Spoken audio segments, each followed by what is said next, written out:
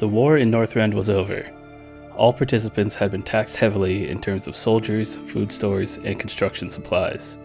Still, calling the war in Northrend anything but a success would be folly.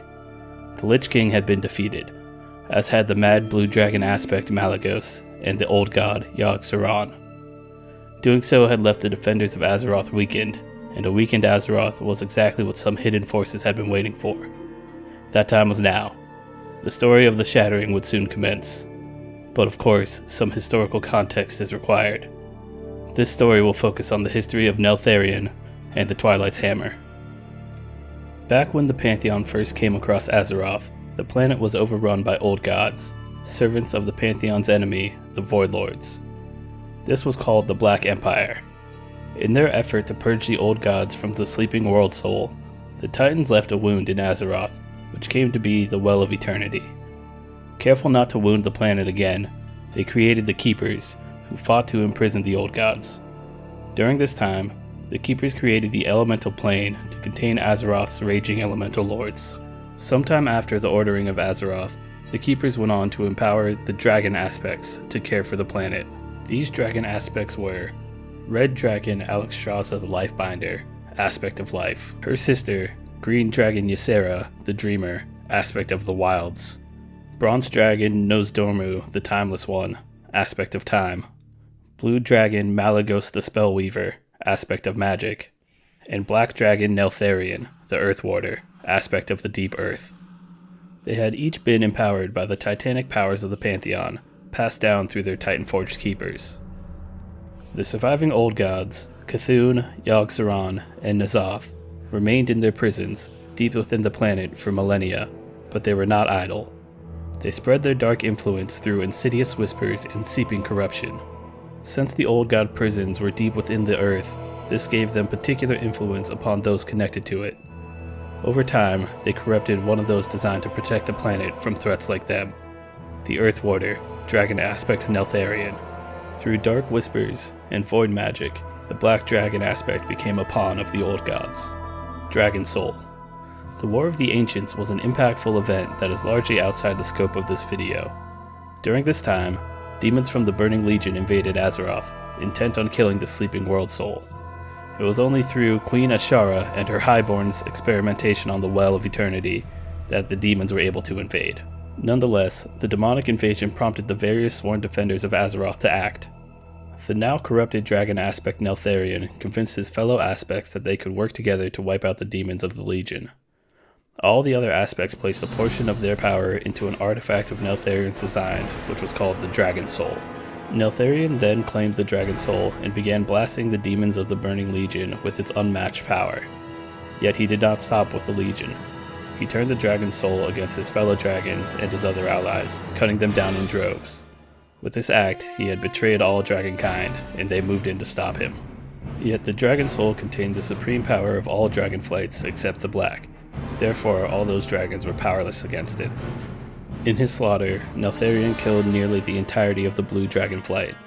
All combatants were forced to retreat before Neltharion's might while wielding the Dragon Soul. However, the Dragon Soul's power also began to tear Neltharion apart from the inside. He was literally falling apart as magma spewed forth from his insides. Neltharion was forced to retreat and spend time recovering from the Dragon Soul's effect on his body. He had to bind metal plates to his scales to keep his body in one piece. Then he fell into slumber, slowly recovering from the battle. As he slept, the remaining aspects hunted and killed the vast majority of the Black Dragonflight, who had also experienced corruption from the old gods. The events of Neltharion's betrayal gave him the title of Deathwing. As for the Dragon Soul, Illidan Stormrage eventually got his hands on it and delivered it to Azshara's highborn forces in order to empower the portal at the Well of Eternity.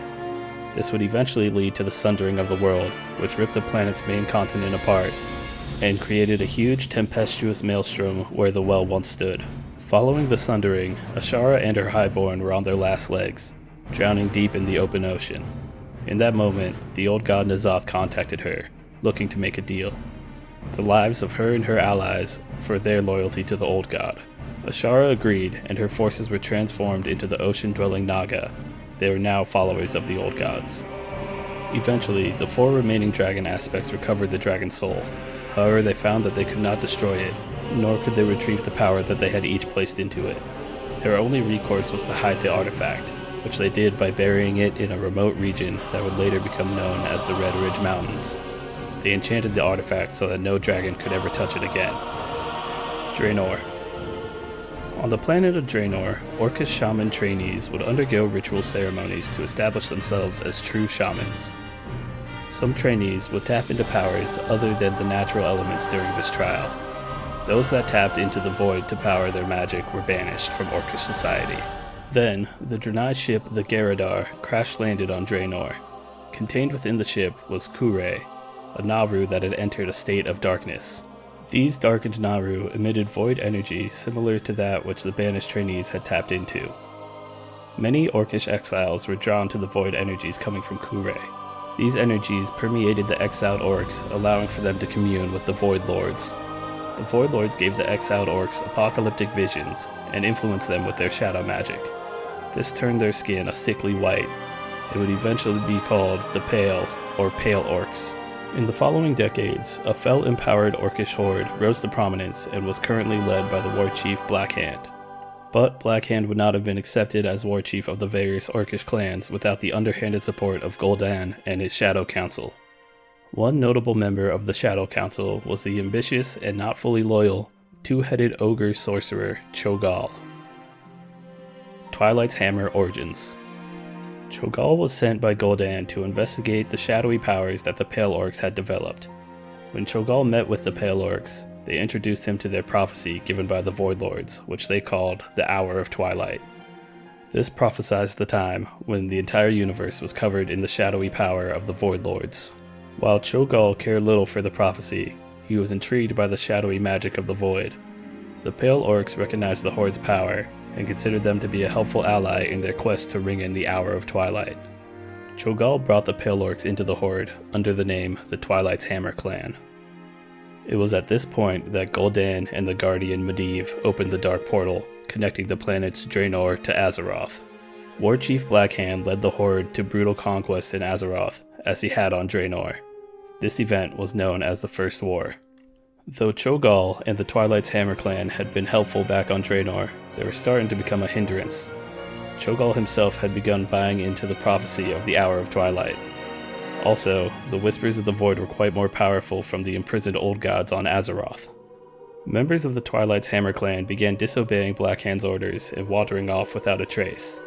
In truth, this was exactly what the Twilight's Hammer Clan had always dreamt of. They were finally growing close to the Void Lords via the imprisoned old gods of Azeroth.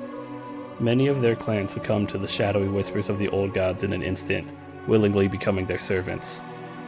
Nonetheless, Blackhand chose to make an example of the remaining Twilight's Hammer Clan members for their insubordination. This prompted Cho'Gall to step in, promising to act as the clan's leader. He would make sure that they followed orders. Having heard the whispers of the old gods up close, he was fully believing in the prophecy of Twilight, fanatically so. He went as far as to carve skin off the cultists in order to write upon it and bind the pages into a book named the Twilight Canticle. The Demon Soul. The creation of the Dark Portal had awakened Deathwing from his slumber following the Dragon Soul incident, but he did not immediately take action. Rather, he watched the Horde's invasion from afar. He began to believe the Horde was just what he needed to weaken Azeroth's defenders and re-establish his Black Dragon flight. So Deathwing took small steps to ensure the Horde's success. He took on a disguise as a nobleman from Stormwind and joined the court in Lordaeron. While there, he suppressed any concern about the Horde, claiming it was no real threat. This effectively cut Stormwind off from receiving any support in their struggle. After this, Deathwing took on the disguise of an orc, and gained the trust of their leaders, namely Gul'dan, Blackhand, and Orgrim Doomhammer. Deathwing knew where the other aspects had hidden the Dragon Soul.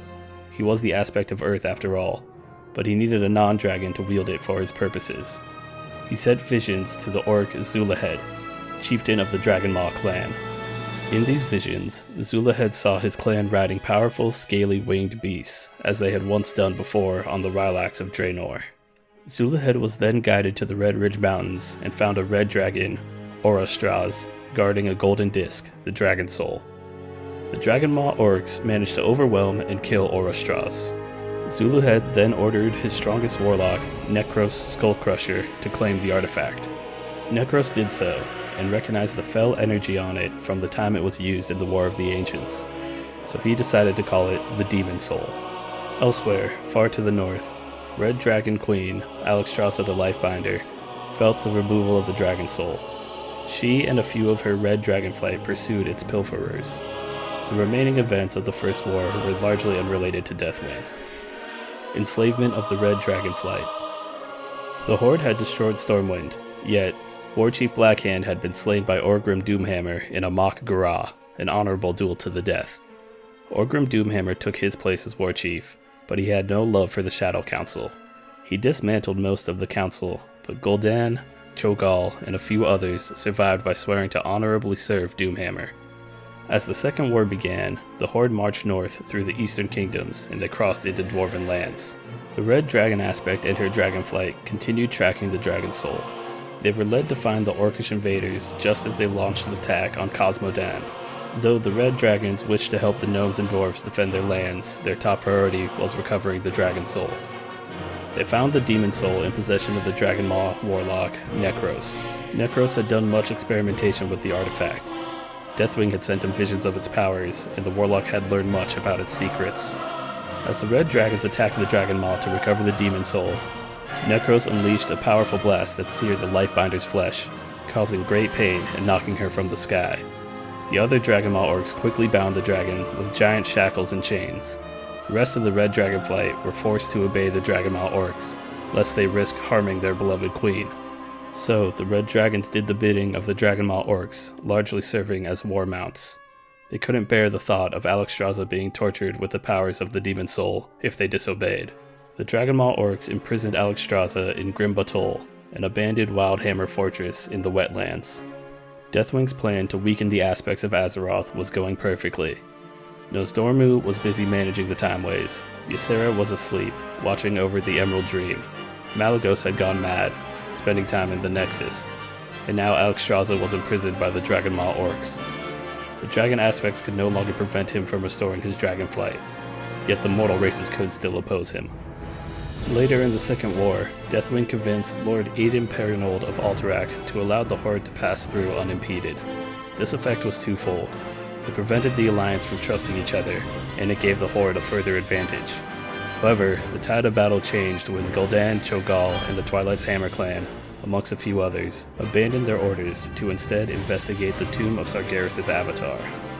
This was an old location where a powerful magical guardian, Aegwynn, defeated Sargeras' avatar on Azeroth. But all this would prove to be a mistake. The deserters were pursued by members of the Blacktooth Grin clan and attacked. Gul'dan was killed by demons in the tomb, leaving behind his skull. Cho'Gall was gravely injured, only surviving thanks to the Twilight's Hammer clan and their quick escape. The Horde's main force was driven back south from Lordaeron all the way to Blackrock Mountain. While they passed through the wetlands, Orgrim ordered that the remaining Dragon Maw clan members gather their forces and move them to Blackrock Spire. This, of course, included Zuluhead, Nekros, and Alexstrasza. Outside Blackrock Mountain, the Horde was defeated and scattered, ending the Second War. All the fighting had ended before the Blacktooth Grin showed up, led by Blackhand's sons Dalrend and Maim. The Dragon Maw clan was also late to arrive at Blackrock Mountain. These two clans made a loose agreement to support each other while the Blacktooth Grin claimed the mountain as their base. The Dragon Maw returned to Grim Batol with the Red Dragons. Deathwing's conniving plan had failed, but not all had been lost. The Aspects still were in no state to oppose him, and he could manipulate the mortals via his disguises. The Alliance was discussing how they would proceed following the Second War. Deathwing put on the disguise of Lord Davol Prestor, cousin to Perinold, and took place in the Alliance's council. He found that the Mortal Alliance was strong, but he did what he could to split their forces across the continent. Eventually, he concluded that the Black Dragonflight didn't need a weakened Azeroth after all. Instead, he could grow his kin on the other side of the Dark Portal, on Draenor. The Outland Plan. Deathwing contacted the Orcish leaders Shaman Ner'zhul and Death Knight Teron Gorfiend. They struck a deal. The Black Dragons would help the Horde complete its newest goal of claiming artifacts on Azeroth if the Horde would bring back Black Dragon eggs to Draenor. The Horde was planning to use the magical artifacts to open more portals to other planets and abandoning Draenor. One of these artifacts was in Alterac King's possession, but he had been terrified past the point of sanity by Deathwing, making him an easy mark. After that artifact had been claimed, Black Dragons destroyed the Alterac garrison. After assisting the Horde with their plans, Deathwing joined them on Draenor. He demanded the Skull of Gul'dan from them after they had used it for their purposes. Ner'zhul agreed to give it to him, and Neltharion took his brood to Gorgrond. There, his black dragon flight was opposed by gigantic territorial residents, the Gron, led by Gruul. Deathwing chose to largely ignore the Gron's attacks, preferring to find various spots to hide his eggs. Deathwing's black dragons and the Gron fiercely battled, leading to a huge number of casualties. The brutal Gron took to impaling their foes upon spikes in the area. The Sons of Lothar, an alliance force with the goal of stopping the Horde operation on Draenor, entered the region and allied with the Gron. The alliance began destroying black dragon eggs in an attempt to lure Deathwing into a trap. When Deathwing responded, Gruul battled him with his bare hands. The alliance forces joined in, magically attacking Deathwing's metal plates to damage him. As magma once again spilled forth from Deathwing's body, he dropped the Skull of Gul'dan and fled all the way back to Azeroth. Deathwing abandoned his plans for Draenor. The black dragons there either died or were transformed into netherwing drakes as Draenor itself was ripped apart and sent into the twisting nether. After Draenor had been broken and transformed into Outland, the orcs remaining on Azeroth were disheartened to hear the fate of their homeworld. Nonetheless, Necros took control of the Dragonmaw clan in Grim Batol, retaining their hold over Alexstrasza and the Red Dragonflight. Cho'Gall and the Twilight's Hammer clan sailed to Kalimdor, searching for the source of the Old God's whispers. The Battle of Grim Batol. Deathwing had experienced another setback in restoring his dragonflight. The orcs hadn't successfully cleared the realm of his opponents, and now the eggs brought to Draenor were gone, so he needed to formulate yet another plan. The Dragonmaw orcs still held the Red Dragon Queen Alexstrasza captive in Grim Batol. Deathwing concocted a plan where he could use the Red Dragonflight as his own. He would start by manipulating the human leaders with his Prestor disguise. He wanted to make sure the humans would not be able to hunt down the orcs remaining on Azeroth. Then he began sending Necros more visions, as he had once before. He showed a vision of a human attack that would soon wipe out the Dragonmaw. Necros grew fearful of this possibility. As Prestor, Deathwing then sent a scouting party toward the area, led by the notable mage, Ronin. Necros panicked and moved his clan to the mountain pass known as Dun Algaz, leaving behind a clutch of red dragon eggs. Elsewhere, the red dragon Corial Straz, Alexstrasza's most trusted confidant and consort, was searching desperately for his captured queen. When he learned of her imprisonment, he was enraged yet knew he would be powerless to stop it. The dragon soul was powerful enough to destroy any dragon, even the aspects. Nonetheless, Corial Straz informed the other aspects, begging for their aid. To this they refused. The dragon soul was simply too powerful an artifact for them to oppose. So Corial Straz conducted a new plan to rescue his queen. He assumed the form of a high elf mage named Crassus and met with Ronin. Ronin called upon his friends, such as Falstead Wildhammer and Illyria Windrunner, to free the red dragons. As they approached Grim Batol, they found that Deathwing had already moved in. The Black Dragon aspect had slain any remaining orcs and red dragons in order to capture the abandoned red dragon eggs. The thought of having her eggs stolen by her sworn enemy spurred Alexstrasza to finally free herself and break her chains. She first turned her wrath upon Necros, the one who had been behind her torment. She swiftly devoured him before he could invoke the powers of the dragon soul. Then, she turned her ire toward Deathwing himself. The other aspects had been aware of the situation at Grim Batol, but they weren't able to act due to the threat of the dragon soul. Now that Necros was dead, they had their opening. Ysera, Nosdormu, and Malygos joined Alexstrasza against Deathwing. For the moment, Deathwing fought off the four aspects, since they had all given up some of their power to create the dragon soul ages ago. That was until Ronin managed to destroy the artifact, allowing the stored power to flow back into the aspects. Deathwing was suddenly overwhelmed by the four aspects now that they had regained their full strength. The four viciously tore into him, causing deep wounds and nearly killing the Black Dragon aspect. Deathwing fled from the Battle of Grim Batol. He would need a long time to recover from the beating he received. He hid away in the earthen elemental plane, Deepholm. While there, he allowed the elemental energies and the old god's whispers to wash over him as he slowly recovered. The other aspects returned to their duties, but the sudden return of their powers left them exhausted. they would have little energy to participate in the upcoming events on Azeroth. Deathwing's surviving children, Nefarian and Onyxia, took steps to continue manipulating events on the planet. Onyxia donned a disguise of Katrana Press Store and operated in Stormwind. Nefarian contacted the Horde remnants in Blackrock Mountain, convincing them to join his cause and allowing him to conduct grotesque experiments aiming to combine dragons of different dragonflights. Both Onyxia and Nefarian would be defeated in time over the events of World of Warcraft. Twilight's Hammer growth. The most powerful servant of the Old Gods was now incapacitated, but they still had loyal followers in Cho'Gall and the Twilight's Hammer cult. They searched Kalimdor for the source of the maddening whispers. Cho'Gall meditated for months, allowing the Old God visions to pass through his two minds. He moved the cult to Daenerys, sensing that he was growing closer. He was indeed close to Ahn'Qiraj, the Old God Cthulhu's prison in Silithus. However, he experienced a setback as the half-orc, half-Draenei assassin Garona began picking off high-ranking members of the Twilight's Hammer.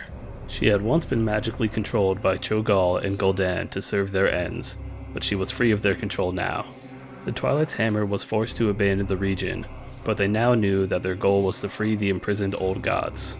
Garona would pursue the Twilight's Hammer, and her persistence angered Cho'Gall, so he decided to draw her out and face her alone. The two did battle, and Cho'Gall was gravely wounded, yet he was able to bring her back under his magical mind control. Now that Garona had been dealt with, the Twilight's Hammer returned to their current purpose of releasing Cthulhu. They reached the gate of Ahn'Qiraj, which was sealed tightly by magic. But that was no matter. The Twilight's Hammer was close enough to hold a dark ritual that freed Cthulhu from its bindings. Their work here was now complete. Cthulhu rallied its Karaji forces and prepared for war against the Alliance and the Horde.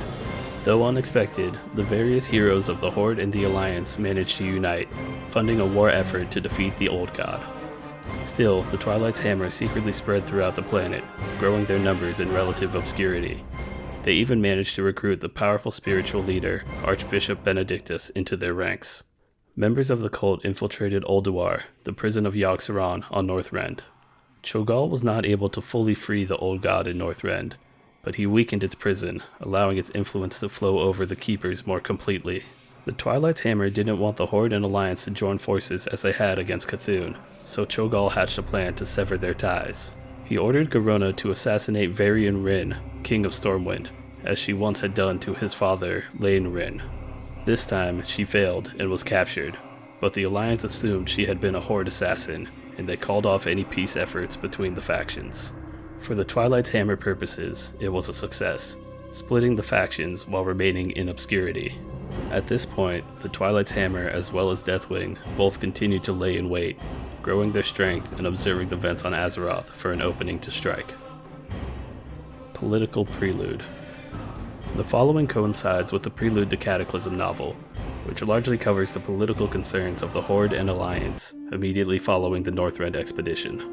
Tauren High Chieftain Cairn Bloodhoof was the leader in the Horde and was responsible for the Tauren joining Horde ranks. At that time, the Horde consisted only of the orcs that Thrall had freed from prison camps and the Darkspear trolls, who had been forced to find new lands after their islands had been overrun by Naga and Murlocs. Back then, the Tauren were besieged by centaurs and stumbled across the Horde forces. They banded together and defeated their encroaching enemies. But now he sailed with the Horde from Ratchet to the Borean Tundra in Northrend on the flagship Manaroth's Bones. They were tasked with loading the supplies and troops from the Northrend expedition back to Kalimdor. Cairn was somewhat concerned with the rash actions of Garrosh Hellscream, the young orcish leader of the Northrend expedition. Most recently, Garrosh had foolhardily crossed weapons with the Alliance leader Varian Wrynn in Dalaran. The expedition had been a success though, so not much would be done to reprimand the orc. Cairn entered Warsong Hold, which was now no longer needed and it was slowly being abandoned. There he met with the orcs Varrock Saurfang and Garrosh Hellscream. Cairn offered the former condolences for the loss of his son. Then he addressed Garrosh, genuinely thanking him and complimenting him for his efforts in Northrend. Garrosh informed Cairn that only a skeleton crew remained to run Warsong Hold, but they still had supplies that needed transporting to the ships. The trio joined the remaining troops in packing the goods, loading them upon their kodos, and bringing them to the ships. While loading the ships, Garrosh informed Cairn about the unexpected enemy they had encountered, the Kavaldir, Slain Vrykul spirits commanded by Helya, she did this as a vengeful strike against the Keeper Odin, since it prevented the Vrykul from becoming ascended Valarjar for his army. Garrosh had learned to be careful around thick mist. Saurfang was the first to sail back to Kalimdor, leaving Cairn and Garrosh to finish the Northrend extraction. Of course, it was then that the mist rolled in, and ghostly ships landed, cutting between the Horde ships and the troops on the shore. The group of Kvaldir engaged the remaining Horde troops, both at sea and on land. Cairn ordered a retreat. There was no reason to fight at this moment. Garrosh directed them to the west, where they could regroup after the surprise attack. As they fought through, it became clear that these particular Kvaldir weren't Kvaldir at all. It turned out that they were living Vrykul, dressed in seaweed and sailing through the mist. That made things much simpler for the Horde soldiers. Those that survived made their way to a great hall where they barricaded the door. Garrosh opened a concealed trap door, one that held grenades. With a coordinated effort, Cairn removed the barricade while Garrosh tossed grenades into the group of Vrykul. As the grenades exploded, a path was cleared back to the Horde ships. The troops dashed through, jumping into their boarding skiffs and approaching their only escape, the flagship Manaroth's Bones. But the flagship was also besieged by Vrykul, and the land troops had taken damage during their desperate dash to the skiffs. As the skiffs pulled alongside Manaroth's Bones, Cairn hopped into the water to save an injured troll who had fallen overboard. He continued on to rescue others. Meanwhile, Garrosh took back the deck of the flagship. Once Cairn was brought aboard with the gathered survivors, Manaroth's Bones drew anchor and set sail, still pursued by the Vrykul. Cairn and Garrosh repelled attempts at boarding. Eventually, the Vrykul peeled off, leaving the Horde to tend to their wounded. On their voyage home, Garrosh expressed that he was saddened to be leaving Northrend. This prompted Cairn to argue that he was never saddened to leave a battlefield. Garrosh saw Northrend as the site of the Horde's victory against the terrible foe. Though it was, Cairn noted the numerous sacrifices that were required for that victory. A massive storm suddenly hit, tossing the ship and its passengers to and fro. Cairn and Garrosh struggled to make it into the hold. Garrosh angrily followed Cairn's advice to stay out of the crew's way while they navigated the storm. They made it through, but things turned quickly sour once again. They spotted an alliance ship in what was considered Horde waters based on the treaty signed following the fall of the Lich King. Their presence was a violation, and it pointed out Garrosh and Cairn's differences once again. Garrosh argued that by right, the ship was theirs for the plundering. Cairn saw no threat in the Alliance's presence and thought it best to leave them be, especially considering the amount of wounded soldiers that they were transporting. The captain of Manaroth's Bones, Tula, informed the two Horde officers that they had lost a number of supplies from the storm. With this knowledge, they agreed to seize the Alliance ship. As they approached, they saw the ship was heavily damaged, sinking, already defeated. Cairn chose to pull rank as leader of the extraction and transport mission and ordered Captain Tula to offer aid to the sinking Alliance. Captain Tula pointed out that this was a martial matter, outside of the transport of troops and supplies. In this case, Garrosh was still in command. Cairn balked, but it was true. Cairn turned his attention to Garrosh, asking him not to attack the sinking ship. But Garrosh ordered the attack. The Horde flagship unleashed volleys of arrows and cannonballs at the ship. Garrosh and his troops boarded it, ignoring the frantic white flags waved by the Alliance. The ship's captain was brought before Garrosh. The orc relished in tormenting the human, yet allowed him and a handful of Alliance troops to survive. He gave them 2 skiffs and some rations, telling them to inform their Alliance leaders of the Horde's mercy in this event. Needless to say, Cairn disapproved of Garrosh's actions. In time, Manaroth's Bones arrived in Orgrimmar, and passengers disembarked. Shortly after, a parade was held in honor of the veterans of the Northrend expedition, both those that fell and the survivors. Even so, most cheers were directed in Garrosh's favor. The parade ended before War Chief Thrall, who gave Garrosh his praise for the recent accomplishments. Eitrig, Thrall's advisor and veteran of both the First and Second Wars, presented Garrosh with the axe Gorehowl, once wielded by Garrosh's father, Grommash Hellscream. In Grom's time, Gorehowl had been used to slay both the peaceful demigod, Cenarius, and the demonic pit lord, Manaroth. The weapon had done both good and ill, and Thrall charged Garrosh to use it honorably. Feasts and celebrations were held throughout the Horde capital city. Cairn wasn't too fond of the orcish celebration, but he invited some of his fellow Tauren leaders, largely for the political expectation. This included the Grim Totem matriarch, Magatha, whose tribe never officially joined the Horde. At a grand feast, it was revealed that there had been numerous odd occurrences involving the elemental conditions of the world. Droughts, floods, storms, quakes, and wildfires, the cause of which were unknown. These natural disasters had made the already harsh lands of Durotar even harsher. Many of the region's natural resources had already been consumed in support of the Northrend expedition. This posed a great issue for the Horde and their people. It was further explained that the Night Elves of the Alliance had cut off trade and communication with the Horde. This was due to the Alliance's distrust of the Horde after the events of the Wrathgate. Cairn offered to send the Tauren as ambassadors to negotiate with the Night Elves due to their shared connection to natural druidism. Garrosh spat at the notion of negotiation. He angrily suggested to Thrall that he and his troops invade Night Elf lands and claim the supplies in the process. As the two argued, Thrall briefly observed their relationship. Then he quieted Garrosh by explaining that the young orc had been oversimplifying the issue. Thrall agreed with Cairn's plan, and Garrosh excused himself. He left the room to calm his irritation. While outside, Garrosh was approached by Magatha Grimtotem. The conversation between the calm Tauren matriarch and the fiery young orc proceeded amicably enough. In the end, Magatha told him, should he ever need the Grimtotem, they would be at his side. The next morning, Cairn and his party left to return to Thunderbluff in Mulgore. On his way there, he reunited with his son, Bane Bloodhoof. They relayed the plan for the Tauren to act as ambassadors with the Night Elves. They also discussed the suspicious conversation between Magatha Grimtotem and Garrosh Hellscream, which Cairn briefly had caught a glimpse of. On the Alliance side, it was raining in Stormwind. Jaina Proudmoore was attending a ceremony designed to mourn those who fell in Northrend. Jaina still contemplated how things could have gone with Arthas, had she done something differently. She recalled a nightmare she once had, where he did not become the Lich King, rather she became the Lich Queen, but that was only a nightmare. Also present was King Varian Wrynn, who led the Alliance expedition on Northrend. Prior to that, he had recently recovered from being split into two distinct forms by the Black Dragon Onyxia. One form was elegant, courteous, and under the meddling dragon's control, while the other was a fierce, violent gladiator who came to be known as Logash, Ghost Wolf. Now he was whole again, and High King of the Alliance, though at times it seemed he was more Logash than Varian. Jaina and Varian both entered a side room during the ceremony, where news was being relayed between priestesses, paladins, and Night Elf sentinels. The sentinels reported horde assaults in Ashenvale, a breach of their treaty. Small skirmishes in Ashenvale were common and expected, even with the ongoing treaty, but this event was something entirely different. Not only had their troops been slaughtered, but they had been flayed and mutilated. This revelation provoked rage from Varian. Jaina strove to keep him calm, at least until more information had been obtained. She trusted Thrall, and doubted this atrocity would have been authorized by him. Varian angrily reminded her that she had a history of being a poor judge of character. For a moment, Jaina was stunned. Still, with practicality, she reminded him that Arthas was once his friend as well, not to mention Uther's.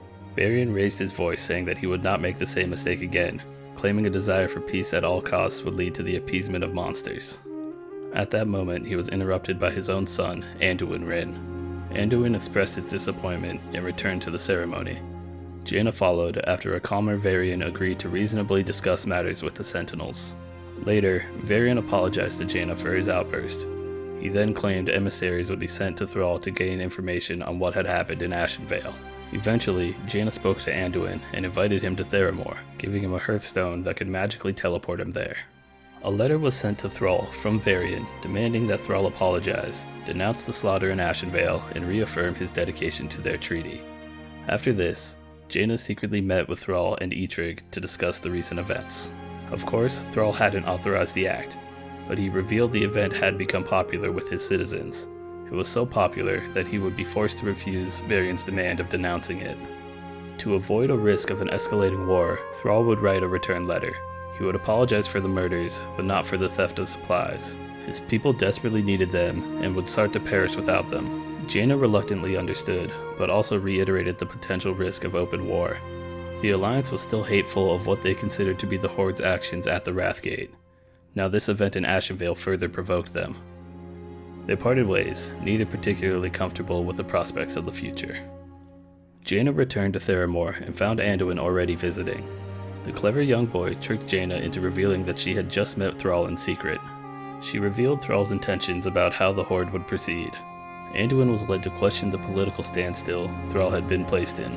How would Thrall handle the prospect of a repeated raid in Ashenvale? Both Jaina and Anduin agreed that the War Chief Thrall would not let that happen. Anduin returned to Stormwind and spent some time with his father. He tried to conceal the information he gained about Thrall, but Varian was too perceptive. The king gathered that Jaina had met with the War Chief. Their conversation shifted as Varian suggested that Anduin spend some time in Ironforge with the Dwarven king Magni Bronzebeard. The benefits of this were twofold. Varian hoped the Dwarven martial instructors could help rid Anduin of some of his more gentle qualities, while Anduin was interested in the discoveries of the Explorers League. Back in Orgrimmar, the city had been experiencing a prolonged drought. Due to this, an uncontrollable fire erupted in Orgrimmar. Amidst the smoke, many shaman approached the fire to attempt to control the element. Thrall himself joined in, communing with the blaze. The erratic blaze elemental refused to return to a controlled state. Thrall was forced to try again, with more willpower, before the blaze was quelled. It was obvious the elements were upset. The goblin Gazlo was contracted to repair the damages. Of course this would be expensive, but Thrall had little choice. The war chief was growing increasingly concerned with the elements, yet whenever he reached out with his shamanism, he received no response. His only recourse seemed to be to travel to Outland and contact the elemental spirits there for any information. Outland was where their shamanism had begun after all. But someone would have to be left in charge of the Horde during his absence. He initially considered Cairn Bloodhoof, but Thrall was well aware of the grim totem unrest in Thunderbluff, and he didn't wish to escalate that brewing conflict.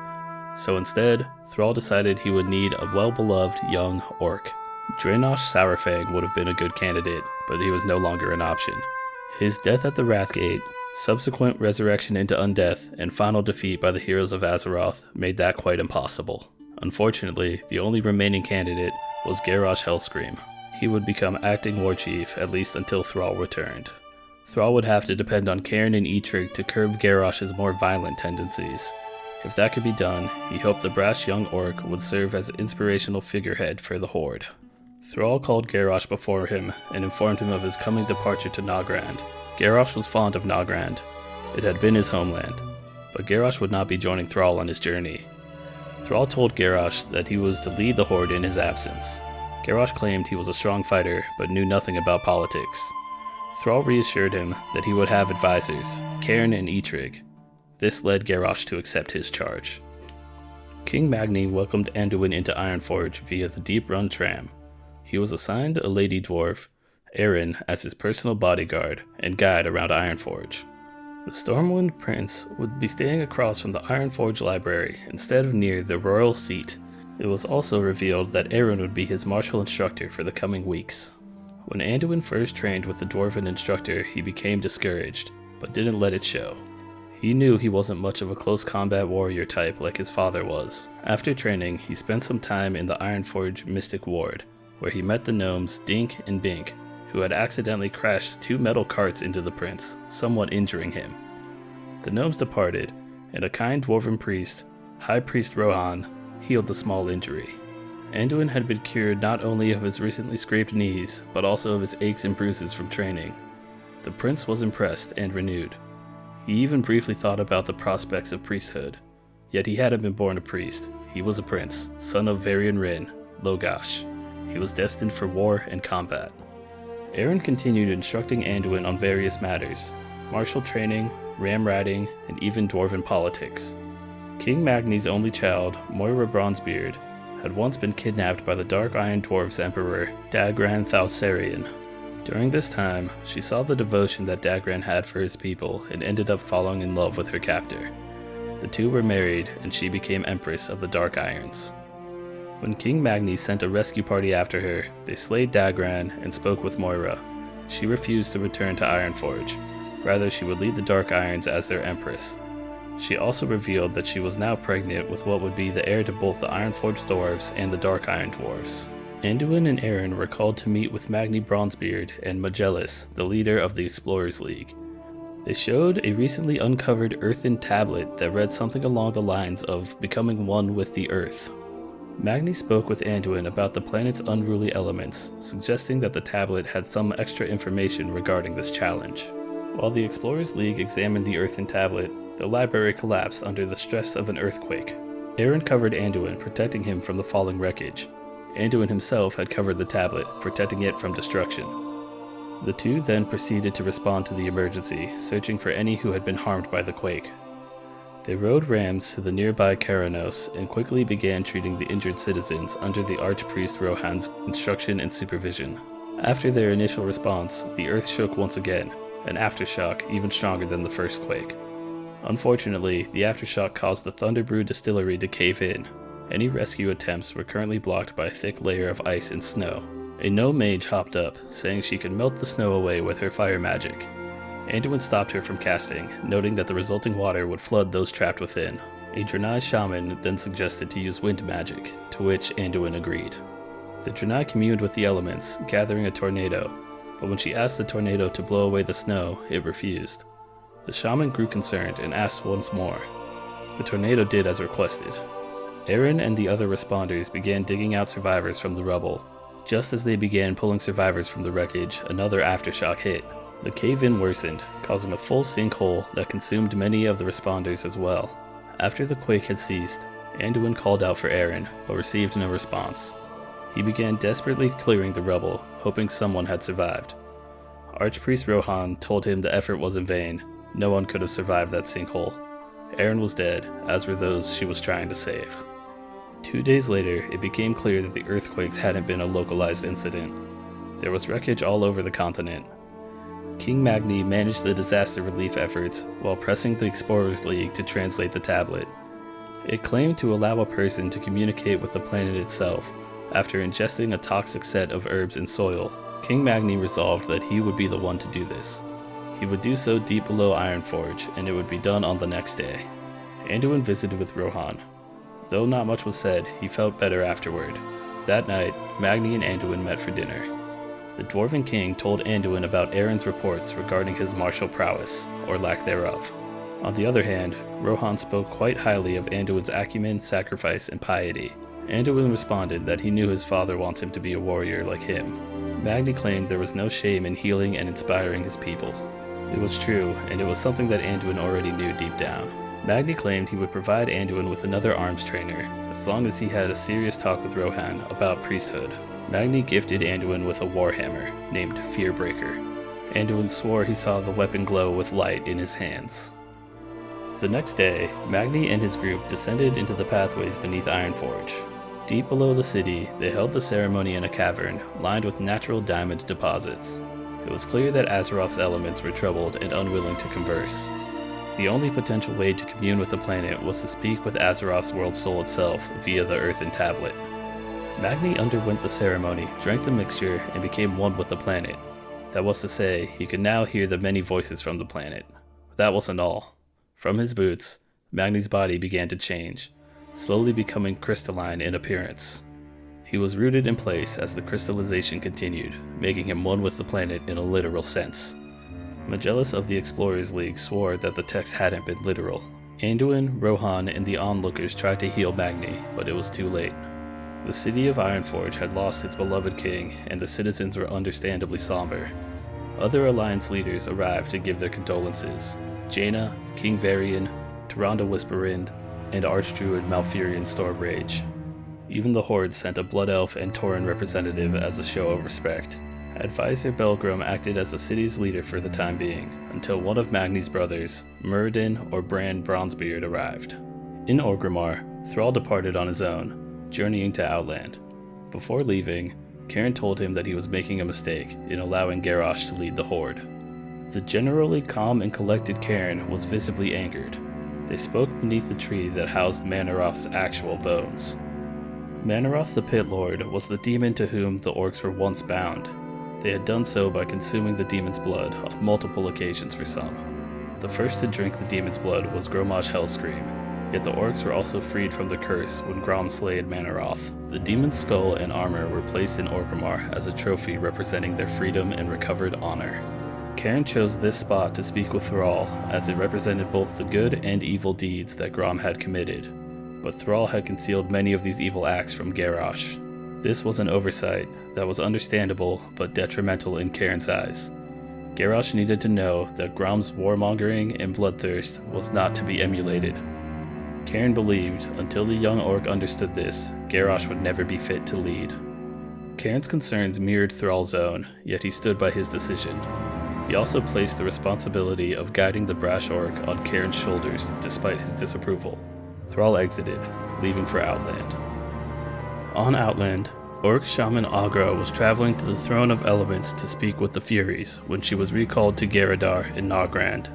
Gaia Greatmother informed her that her grandson, Goel, or Thrall, would soon be visiting to speak with them. Gaia had recalled Agra because she wanted her to speak with Thrall and teach him about their style of shamanism. Hopefully, she could help him mend his ailing planet.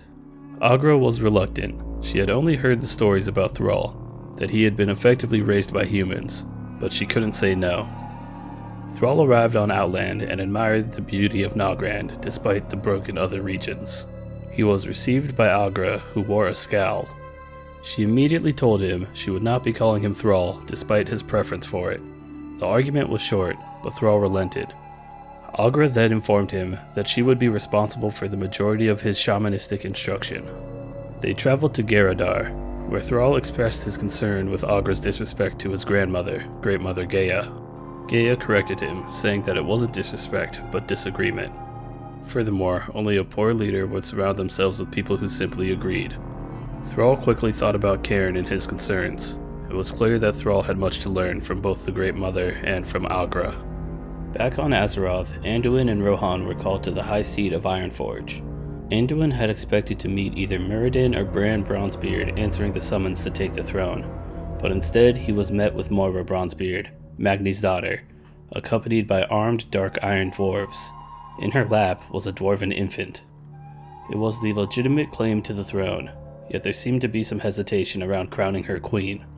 This was due to the estrangement between Magni and his daughter, but nevertheless, she had never been officially disowned and therefore was the heiress. With the arrival of the Dark Irons, the Wildhammer dwarves as well as their griffins were kicked out of the city. Also, the Deep Run tram had been damaged and deemed unusable. Anyone currently in the city would have to stay there. To ensure this, any mages with their portal-generating abilities were apprehended to be detained.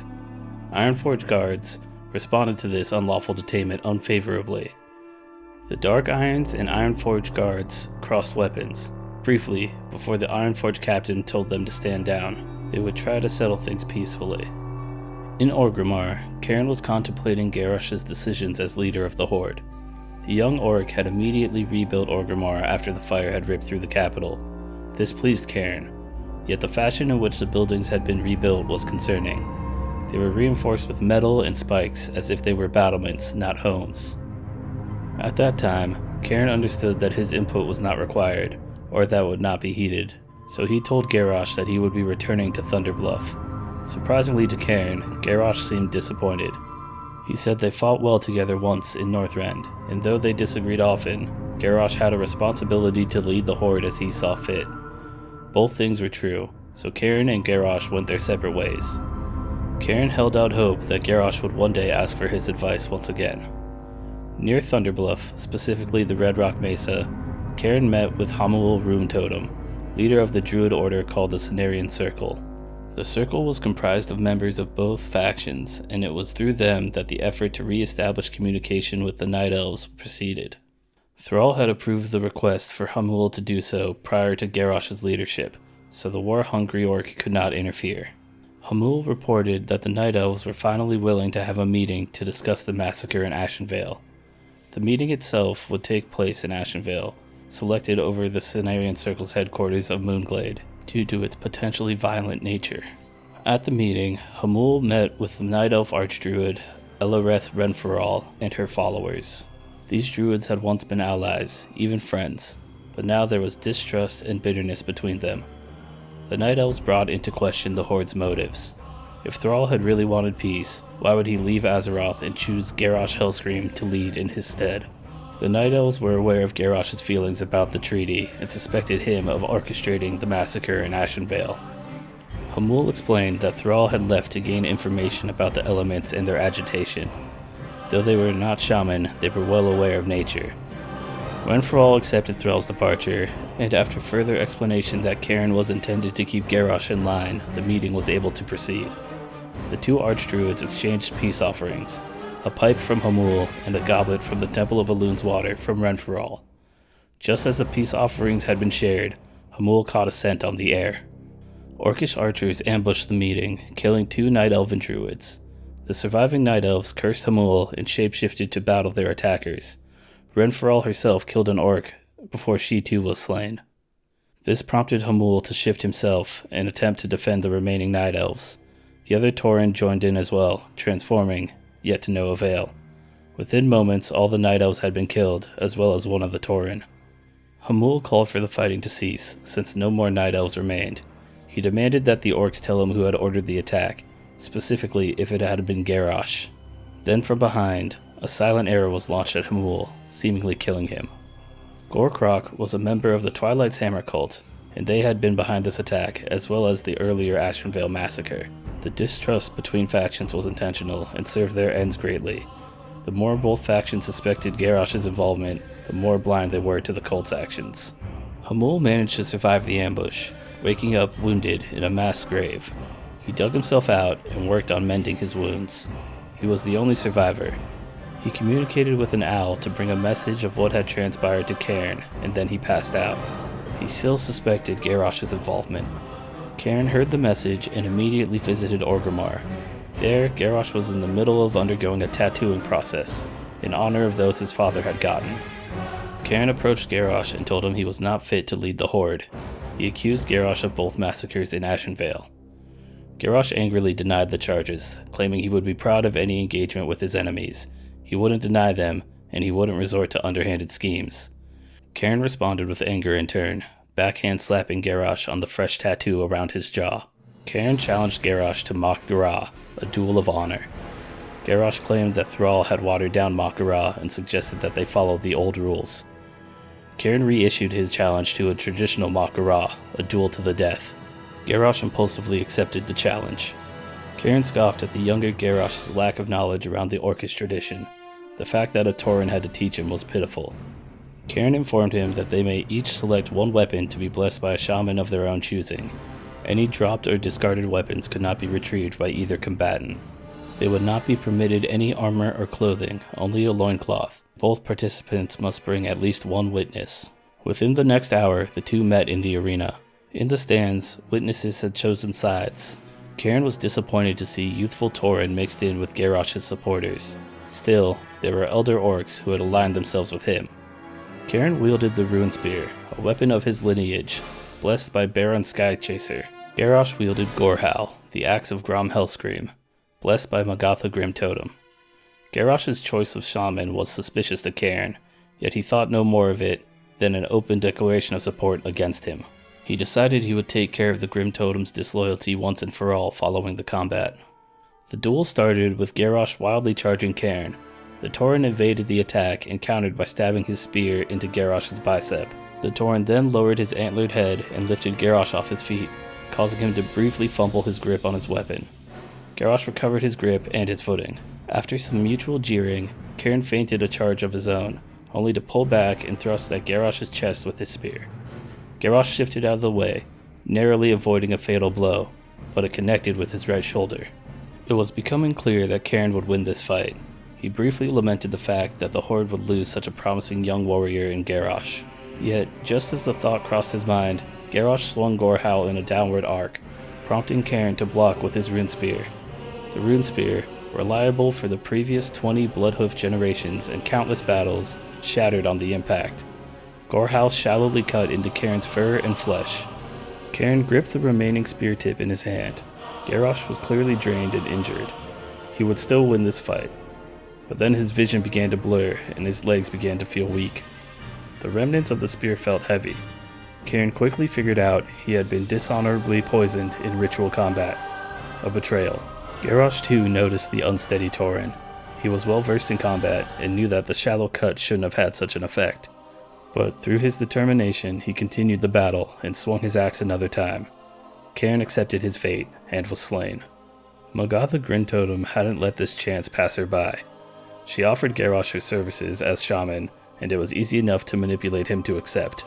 Once she had her chance to bless Gorhal, she poisoned its blade without Garrosh's knowledge. In Thunderbluff, the message had been sent. Grim Totem assassins slayed their foes silently in the night. Any powerful combatants who opposed Magatha were killed in their sleep. Then others were slain to strike fear in any who would oppose them. Unfortunately for them, there was still one person who needed to die that night. In Bloodhoof Village, Cairn's son Bane was targeted to be slain. One of Magatha's lieutenants, Javon Grimtotem, aka Stormsong, told Bane about everything: the traditional Mak'gora, Cairn's death, and Magatha's betrayal. He gave Bane a fragment of the shattered rune spear as proof. Bane recognized his need to survive the Grimtotem attack. There were riding Kodos stabled in the village. Bane and Stormsong frenzied them into a stampede. Bane watched the Grimtotem fan out to flee from the stampede and proceeded to check on Camp Taraho. Stormsong told him their primary targets had been Thunderbluff, Bloodhoof Village, Camp Mojashe, and Sunrock Retreat. Bane swore vengeance against the Grimtotem.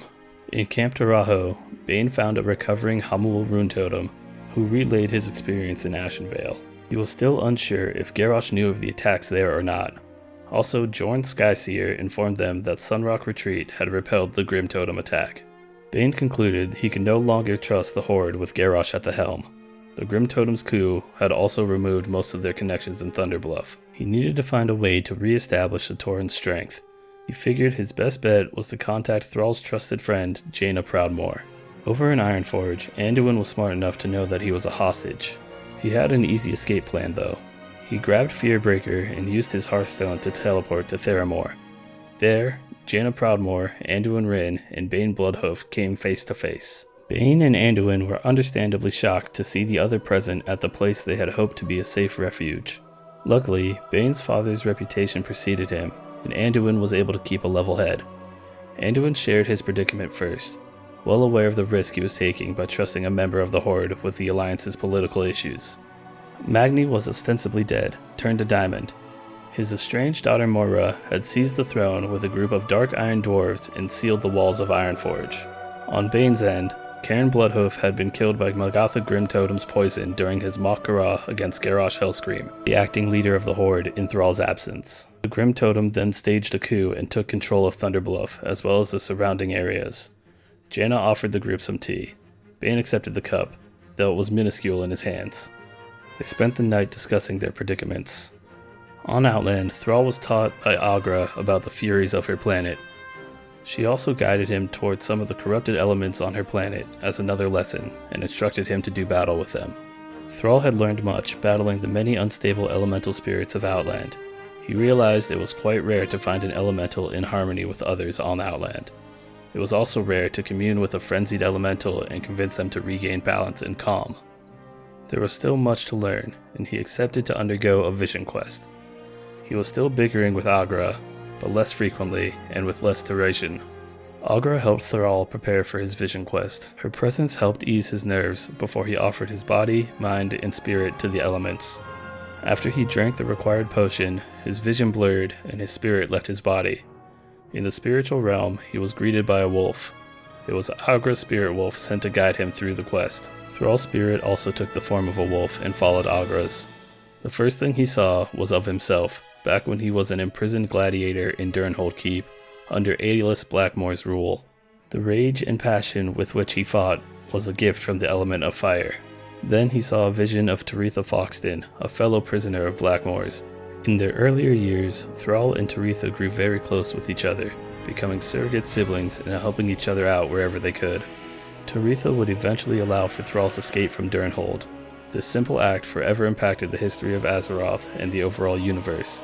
However, it also became clear to Blackmore that she had done so, and he punished her by death. Thrall would have nightmares from this time, where he would try to save her and always fail. The tears he wept at her unjust death and the eventual healing afterward were both gifts of the element of water. Then it was winter, and he met with the Frostwolf tribe. He saw his first shamanic instructor, Drekthar. So grounded was the elder shaman that for the first time, Thrall considered the word's meaning. This was the gift of the element of earth, to be present, calm, and steadily gaining wisdom. Then, Thrall saw Grommash Hold at night. He was examining maps and scrolls alongside his old friend and advisor, Cairn Bloodhoof. Jaina was also present. This was a representation of clear thought and peacefulness, the gift of air. Now that he had seen the visions, he waited, assuming the quest was finished. But he saw one last vision of himself, wearing his black armor and wielding the Doomhammer. His armor cracked and fell to the ground, and the Doomhammer shattered into pieces. Then he woke up. Augur was quick to calm Thrall's panic at seeing the final vision. She told him that oftentimes the clearest visions were the hardest to decipher. Yet, Thrall had recognized how the elements were integrated through him, and he was ready to speak to the Furies. They traveled to the Throne of Elements, surprisingly close to Garadar. Here Thrall addressed each of the Furies individually. The Fury of Air, Calandrios, was the first one he communed with. The Fury asked him what concern the air of another world was when the elements of its own planet suffered. The only advice it gave for Thrall was to think clearly about his situation. The Fury of Fire, Incineratus, said something similar. It was angry at the state of Outland's elements, but Incineratus did offer a spark of passion to rekindle Thrall's drive to save his own planet's elements. The Fury of Water, Arboreus, kindly expressed the same concern. It offered no gift, but told Thrall not to be afraid of diving deeply into his feelings. The final Fury he communed with was Gordog, the Fury of Earth. Gordog simply said he could not help Azeroth because it was too far away. The Fury of Earth then placed some dirt into Thrall's mouth. In return, Thrall offered Gordog a stone from Azeroth. Gordog ate the stone and learned that it was frightened and angry. Something that was once right was now wrong. Something that was once from Azeroth now was not. This was referring to Neltharion, the Earth Dragon's aspect, and his corruption by the alien old gods. Gordog said the thing that was scaring the stone would soon return to Azeroth. This taught Thrall something, little though it may be. He needed to return to Azeroth and figure out what the elements were fearful of. In Orgrimmar, Garrosh returned to the arena to process his mixed emotions about Cairn's death. He felt no guilt, but he was still regretful that it had come to Mak-Garah. Perhaps if they had calmly discussed the massacres in Ashenvale, Cairn would have seen that he had not been to blame. His thoughts were interrupted by one of the Kokron, elite protectors of the war chief, returning his axe, Gorhal. Eitrigg then called down to Garrosh from the stands, telling him that this had been a great loss for the Horde. Eitrigg then jumped into the arena, commenting on how suspicious Cairn's defeat appeared to an eye trained for combat. Garrosh instinctively defended himself, claiming he must have landed a good blow. Not only had Eitrigg noticed that wasn't the case, but also the dark spiritual leader, Fulgin, and various others. That said, he did not think Garrosh fought dishonorably. Rather, he accused the shaman who had blessed Gorhal, Magatha Grimtotem. Garrosh looked at his weapon and finally noticed the darker substance on it, darker than oil. Eitrigg informed Garrosh that he had clearly been used as a pawn in a greater scheme to destabilize and attack Thunderbluff. Garrosh was enraged at Magatha for tainting his weapon, his honor, and his reputation within the Horde. Over in Theramore, the meeting between Jaina, Bane, and Anduin was coming to a close. She would need time to figure out how to best approach helping in both their situations. For the time being, Bane returned to his group via a portal, and Anduin took a chance to contact his father, King Varian, through Jaina's magic. Anduin explained the Ironforge situation to his father, who was simultaneously relieved and angry. The king decided it best to allow Anduin to stay with Jaina in Theramore for now. The next night, Bane returned for a follow-up meeting with the Alliance royalty. This time, Jaina provided Bane with a larger teacup, even though it was humorously still too small. After some conversation, Anduin was inspired to offer Bane Fearbreaker to aid him in his future quest. When Bane lifted Fearbreaker, it began to glow. Anduin never had a chance to wield the weapon, but he was sure it was meant to be Bane's. The Tauren appreciated the weapon gifted from dwarf to human to Tauren. Magatha and her Grim Totem now occupied Thunderbluff. She quickly learned that Stormsong had betrayed her and Bane was still alive. Tauren of the other cities were quickly rallying their forces to retake their capital. While she prepared her defenses, she hoped her newest ally Garrosh would send some assistance from Orgrimmar. Just then, she was approached by an orcish messenger. The orc informed her Garrosh Hellscream intended to see her die. He was disgusted by her actions and their impact on his impugned honor. The Horde would not help her when the other Tauren came to retake the capital. Elsewhere, at Jazzik's general goods store in Ratchet, Stormsong met with the goblin Gazlowe. Stormsong hired the goblins of Ratchet to acquire some items, including explosives, for him and his group. Gazlo charged him fairly. This surprised Stormsong, who expected a much higher bill. Gazlo said he was in support of Bane's effort and has always been fond of Cairn. At Freewind Post, Bane gathered his troops.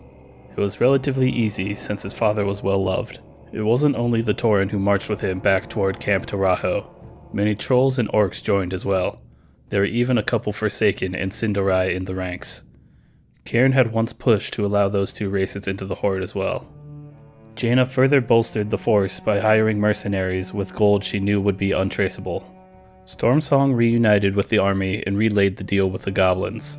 As they marched into Mulgore, non-combatants chanted their support of Bane Bloodhoof. Laying siege to the tall mesa of Thunderbluff would be no easy feat, especially after Magatha recalled her troops to defend it. Magatha rigged the lifts into the city with explosives and warded against magical means of infiltration. Prior to the siege, Magatha was awoken by a violent storm. When she stepped outside to take stock of the storm, what she found surprised her. Numerous goblin-engineered zeppelins emerged through the storming clouds. As it turned out, Stormsong had generated the clouds to allow for the surprise attack. Lines were dropped from the airships and Bane's troops climbed down into the city. Other zeppelins dropped explosives onto Grim Totem soldiers. Magatha called upon her shamanic magic to spear an airship with a lightning bolt. The zeppelin went up in flames, yet the pilot still managed to careen the ship into a Grim Totem tower. Now that the Grim Totem focus was on the sky, Bane sent his stealthiest foot-based troops toward the lifts. His hunters, rogues, and druids ascended the lift and started to defuse the bombs put in place. Others spread out to cut the rope bridges that connected the plateaus of Thunderbluff to one another. As the fighting continued, Magatha began to contemplate fleeing. She began to move toward the pools of vision to persuade the Forsaken mages there to grant her access to a portal, but she was intercepted as the lift reached the plateau. Bane Bloodhoof exited the lift and charged Magatha himself.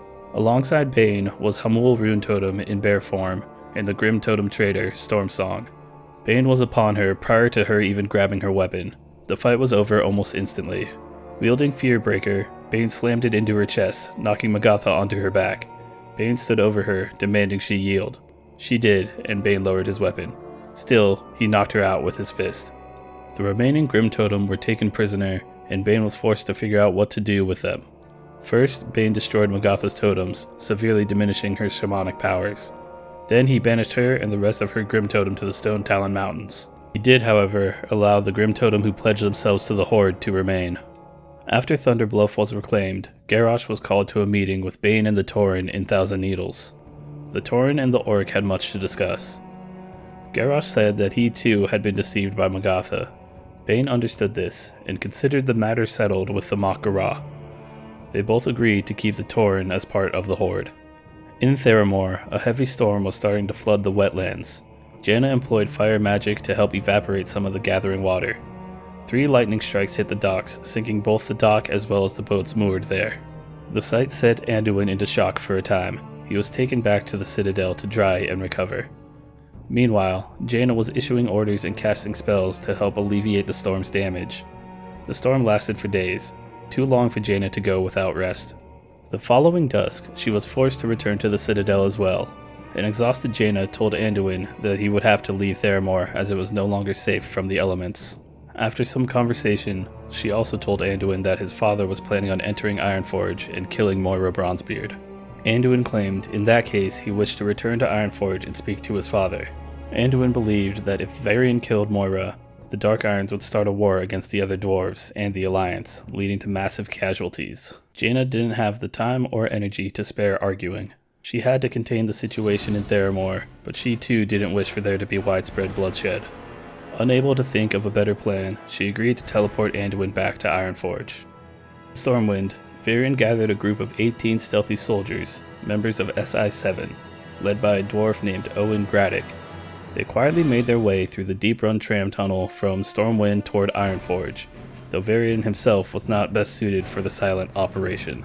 The assassins quietly dispatched a group of 5 unsuspecting Dark Iron guards, who were playing cards after a meal. They then entered the city. Anduin appeared in Ironforge and found Archbishop Rohan. Rohan got called away to help heal dwarves that had been victims of Varian's attack. Anduin was given an invisibility potion and proceeded to intercept his father and the SI-7 members.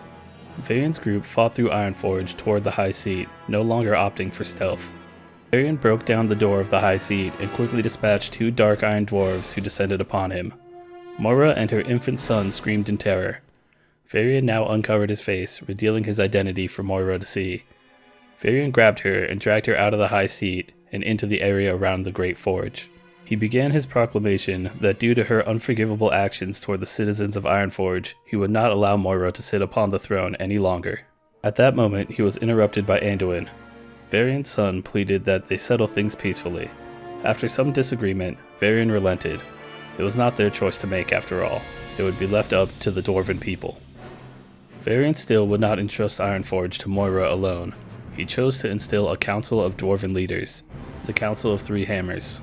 Moira would represent the Dark Irons, Falstad would represent the Wild Hammers, and finally one of Moira's uncles, either Muradin or Bran, would represent the Bronzebeards. With that, the Stormwind King walked toward his son and embraced him. In Nogrand, Thrall was greeted by a Tauren named Stormhoof. The Tauren told him about the many ongoings in his absence. All that bad news wasn't the end of it. Stormhoof also reported that Thrall's elderly instructor had a vision. The land would weep, and the world would break. Thrall questioned his decision to leave for Outland, as well as his decision to ignore Cairn's advice and make Garrosh leader of the Horde. He knew he had to return immediately. Agra had grown close to the orc she called Goel, becoming more understanding of him and his actions. She felt this way even before she had walked with him through his memories during his vision quest, yet she understood even more afterward. Agra decided she would travel with him back to Azeroth. Thrall embraced her deeply and agreed to bring her on his return trip. Thrall attended Cairn's cremation ceremony.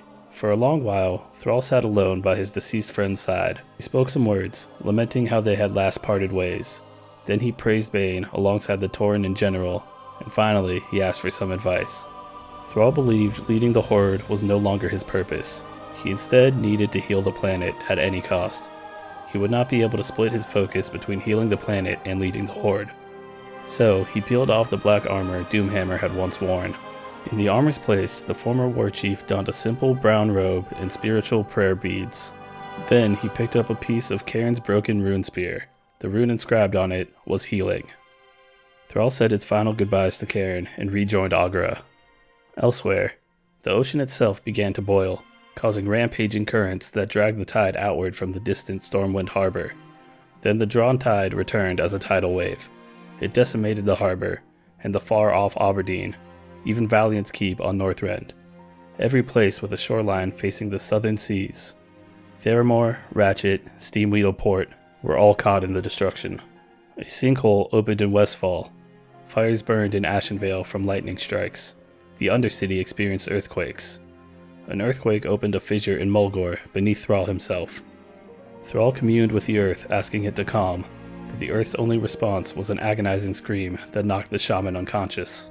When he woke up, he would have to travel to the Maelstrom to find out what had happened. The Shattering. Following the Battle of Grimbatol, Deathwing had been absorbing the energies of Deepholm and the Old Gods. The Elemental Plane had been initially created by the Titan Keepers to house Azeroth's rampaging Elemental Lords during the Black Empire. The earthen region of the Elemental Plane was called Deepholm. As the events on Azeroth unfolded, the strongest remaining Old God presence became that of N'Zoth. The earth and void energies permeated Deathwing stronger than ever before. However, this increase in power made his body even more unstable than it had been.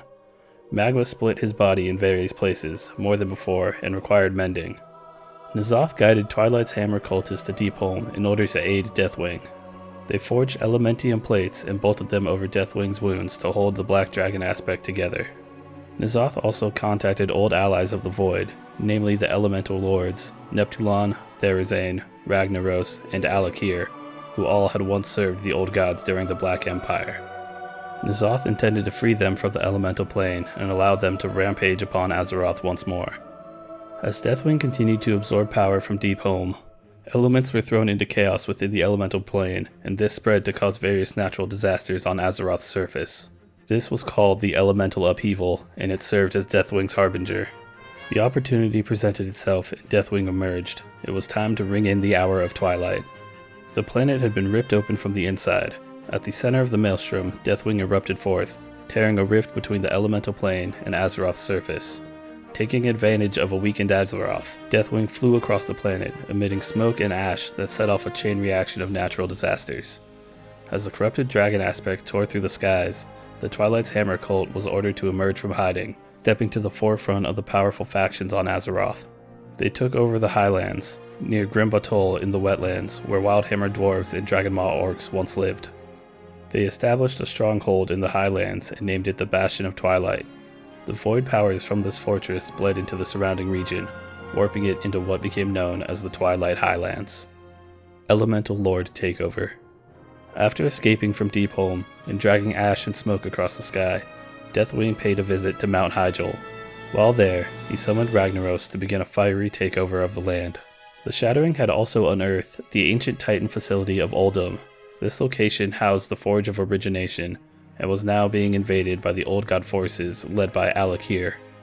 N'Zoth was disappointed with the Elemental Lord of Water, Neptulon, for refusing to aid the Old God as Ragnaros and Alakir had. As punishment, the Old God ordered the Naga forces to invade Neptulon's elemental plane via Vashir. Elsewhere, Twilight's Hammer cultists entered Blackrock Mountain and recovered the corpse of Nefarian. He was reanimated with void magic, and he continued his grotesque draconic experimentation. It should be noted that Cyntharia, Deathwing's estranged consort, had performed her own experimentation. She gathered eggs of the Netherdrakes on Outland and brought them back to Azeroth. She took them to Grimbatol after it had been abandoned by the Dragonmaw and their red dragons. The result of her experimentation was the Twilight Dragons, a particularly violent dragonflight. Though she thought she had been doing this independently of Deathwing, she had really been led by the whispers of the Old Gods, making the Twilight Dragons aligned with the Old God servants. They finally had the dragonflight they had been looking for. Cyntharia was eventually killed by one of her creations, Darganax. Her body was also recovered and reanimated by the Twilight's Hammer. The world had been reshaped, and even with all the new threats emerging to the surface, the Horde and Alliance still warred against one another. Faction updates. Gilneas was a human nation that was once part of the Alliance of Lordaeron. Since then, they became an isolationist society, cutting themselves off from the rest of the world with their gigantic Greymane wall. However, over time they learned they had sealed the curse of the Worgen in the city as well. Those afflicted with the curse would transform into bloodthirsty werewolves. The Worgen form was once a druid combat form used by the Night Elves, so when they heard of Gilneas' struggles with the curse, they offered their aid. Thanks to the Night Elves, the cursed Worgen no longer lost their mind while transformed.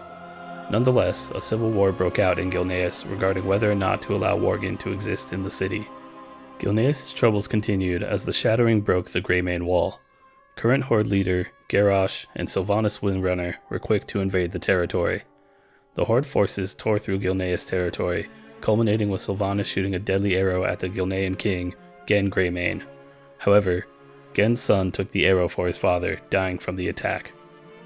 Sylvanas fell back to her invasion ships and launched plague barrels into the city, doing it to the living. At this time, Night Elven ships arrived to escort surviving Gilneans from the plagued city. Shortly after, the Worgen of Gilneas arrived in the Night Elven capital, Darnassus. Bilgewater Cartel. The goblins from the island of Kazan also lost their homeland during the Shattering. The natural disasters triggered the volcanic eruption of Mount Kajaro.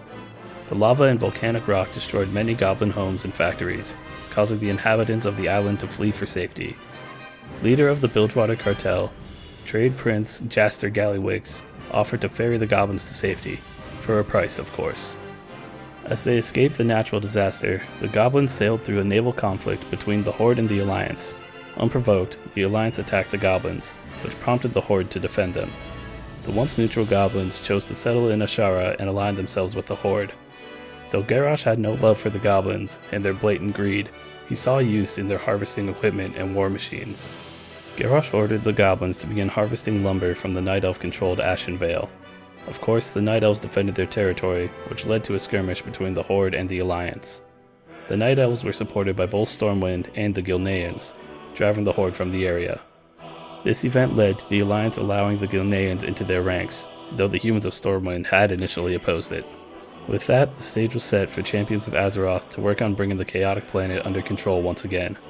Deepholm, Hyjal, Fashir, Oldham, and the Twilight Highlands were now areas of interest. The heroes set their sights on the Twilight's hammer cultists, the Naga, the elemental lord sworn to the old gods, and Deathwing himself. Outro. The sources for this video include The Shattering, Prelude to Cataclysm by Christy Golden, and World of Warcraft Chronicles 1, 2, and 3 by Chris Metzen, Matt Burns, and Robert Brooks. I have been working on another video that covers the events of the War of the Ancients and Neltharion's betrayal in more depth, but I decided to release this one first as it tied in with the release of Cataclysm Classic. So stay tuned for that video if you're curious about the particulars of that event. And thank you for watching.